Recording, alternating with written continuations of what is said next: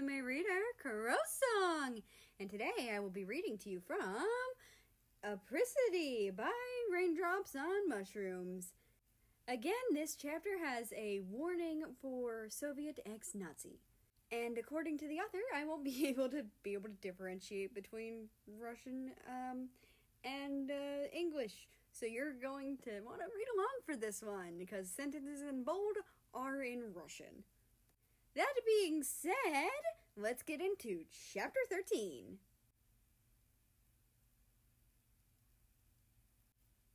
"15 minutes earlier. After watching America go down the hall with Belarus, Russia takes a deep breath and heads to his parents' room, gently knocking on the door. "Come in." Soviet's voice is quiet, just barely loud enough to be heard. Russia turns the knob, stepping in. The lights are off and the curtains are closed, so the room is dark, save the light of a dim lamp glowing in his dad's eyes. His father's orange eyes shift, looking over at him, while his dad's gray ones remain lower. Russia makes his way across the room, stepping beside them. "Hey, Papa, hey, Vati," he says softly. Soviet offers him a weak smile. "Hello, moja zjevsta," he replies, looking down at the smaller man, gently fixing his hair. "Weimar, look who's early," he says softly. Russia's dad looks up tiredly, sniffling a bit. He can't help a relieved smile when he sees Russia, though. "Russland," he mumbles hoarsely. Russia smiles, kneeling down and hugging him. "Hey, Vati," he says quietly, his heart breaking when he notices how tight Weimar is hugging him. "Hey, it's okay, I'm here," he says gently, rubbing Weimar's back. Weimar takes a shaky breath, but doesn't let go, staying quiet. Russia glances at Soviet. "How bad was it?" he asks quietly. "Very bad. He couldn't sleep for days," Soviet responds, looking at his husband sadly. "Reich again?" Russia asks. Soviet nods. Russia moves, looking at Weimar. "Vati, are you still taking your medicine?" he asks softly. Weimar hesitates, his eyes lowering again. "Nine," he says quietly. "Why not?" Russia's voice is still gentle, trying to make it as obvious as possible he and Soviet aren't mad. But Weimar still flinches. I thought I didn't need them anymore. I thought I would be okay," he says quietly, shrinking in on himself. I am sorry."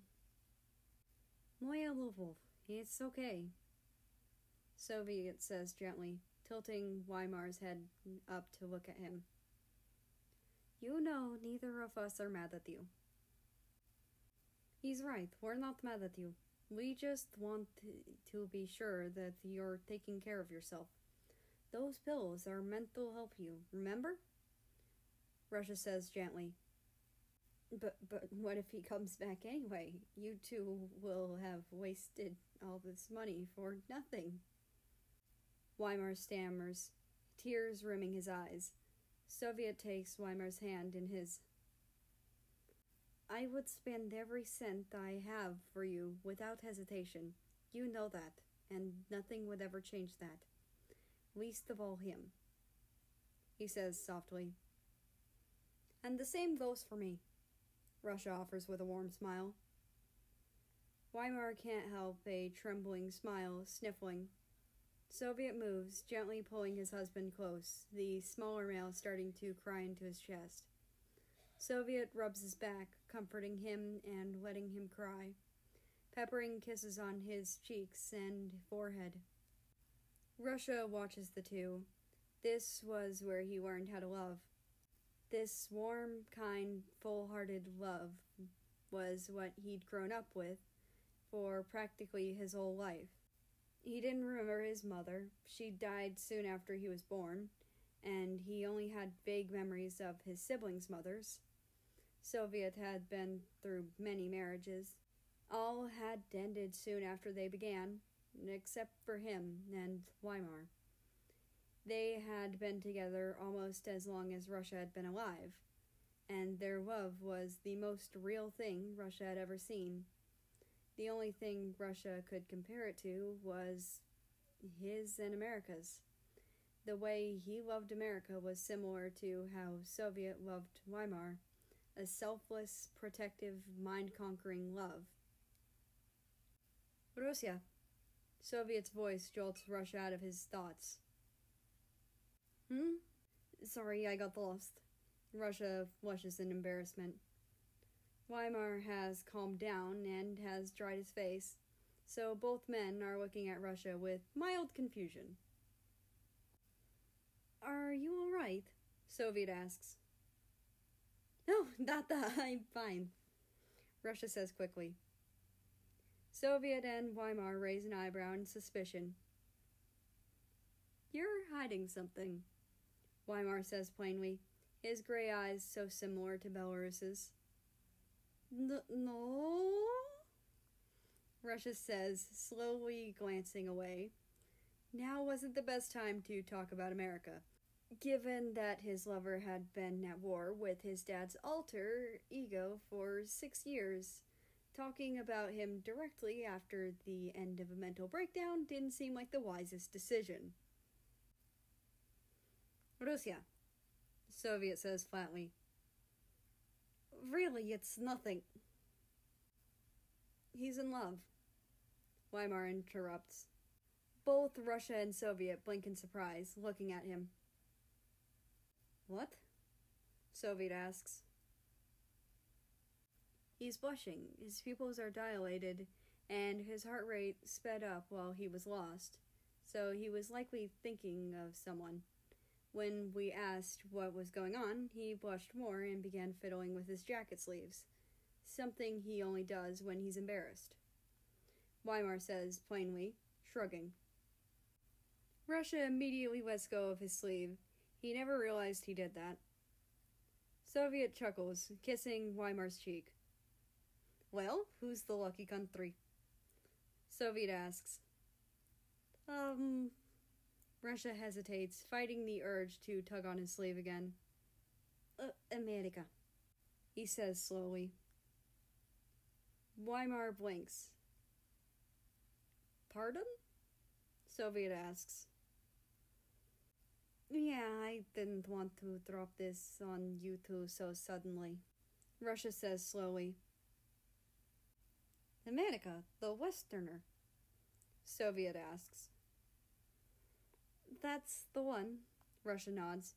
His parents are silent for a moment, causing the anxiety to seize up in his chest. Is he good to you? Weimar asks, and Russia's worry disappears. He is, yes. You care about him? More than anything. How long have you been with him? About 3 months. We were friends for a while before then. Did you bring him with you? Yes, Russia says hesitantly. Can we see him? Russia hesitates again. Weimar smiles comfortingly. I won't let Soviet intimidate him, don't worry, he says. Soviet laughs warmly, kissing his husband's cheek. Russia smiles again. Okay, in the living room? He asks. Sure, we'll be there, Weimar says happily. Russia smiles slightly, hugging them both. Thank you, really, this means a lot to me, he says softly. He can feel both of them smile as they hug him back. He pulls away, taking a deep breath. I'll go get him then. He smiles a bit before turning and leaving the room to go get America.